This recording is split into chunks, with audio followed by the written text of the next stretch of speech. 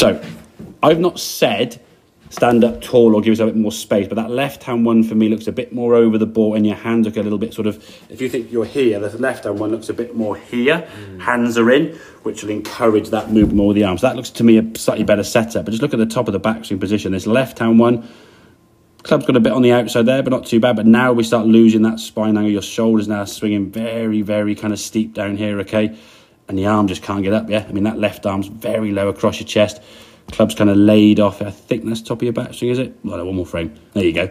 The club now is pointing over here, yeah? So you imagine there's a pint glass in your right hand. You've thrown it kind of behind you in a sense rather than towards target, okay? You compare that backswing to this one here on the right where the body is moving to rotate the club around you.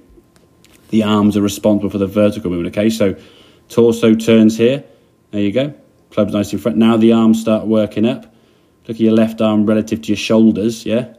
Could that go a little bit higher? In time, yes, yeah? Does your left arm need to go quite far across your chest? No, your left arm can go a bit more up this way, which will then make it more space for your arm to do this, yeah? If you would lift the club here, this left arm gets above your chest there. It's not going to go across here and get restricted, yeah? So getting the arm up a bit higher, moving the body better, yeah? So now when you come back to the golf ball, the club can come back down a good line. The shaft is just about left of the golf ball. If we think on going back, probably 3 or 4 lessons now, we've seen your position here, down the club's out there, haven't you? And that's where you really start shanking them because the club's going way outside. So at least the club's coming back down on a better angle here, through your right forearm there nicely, and then through the target, obviously body rotating, club back over your left shoulder, okay? So I think it's understanding what roles that the body is trying to create. The body is responsible for the rotation of the club moving around you. So whether you do a chip shot, yeah, the arms don't lift at all. They just stay facing the ground. You just turn your torso around the arc of your golf swing, yeah?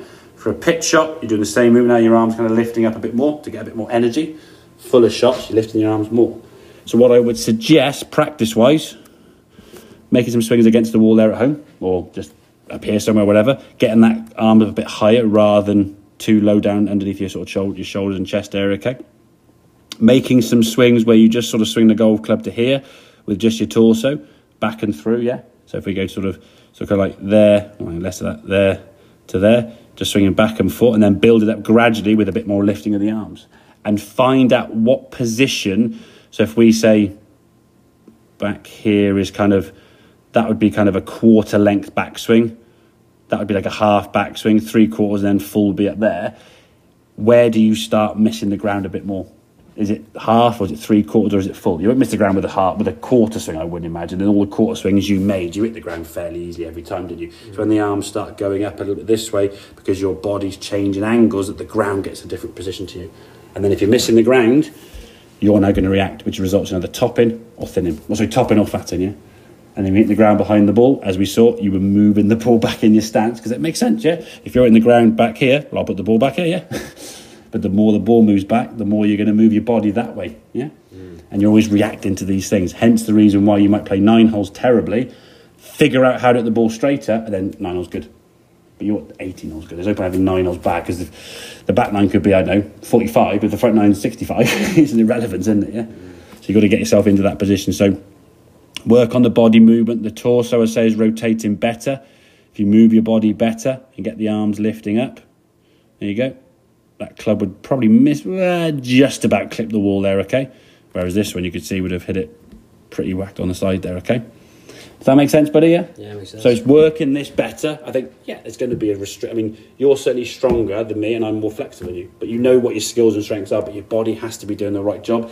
If it's trying to do something it's not designed to do, it makes it even harder, yeah? If I was in the scrum, it wouldn't go very far, but if I'm in the scrum and I'm not binding properly, I've got no chance. If I binded properly and at least gave myself an opportunity to sort of push, then who knows? You never know. If I'm sort of poorly attached in the scrum, or I'm not in the right position, or I'm not binded properly, game over in it, yeah? And there's no part of me is going to get any push or any help in the scrum there. Okay, mate? Yeah.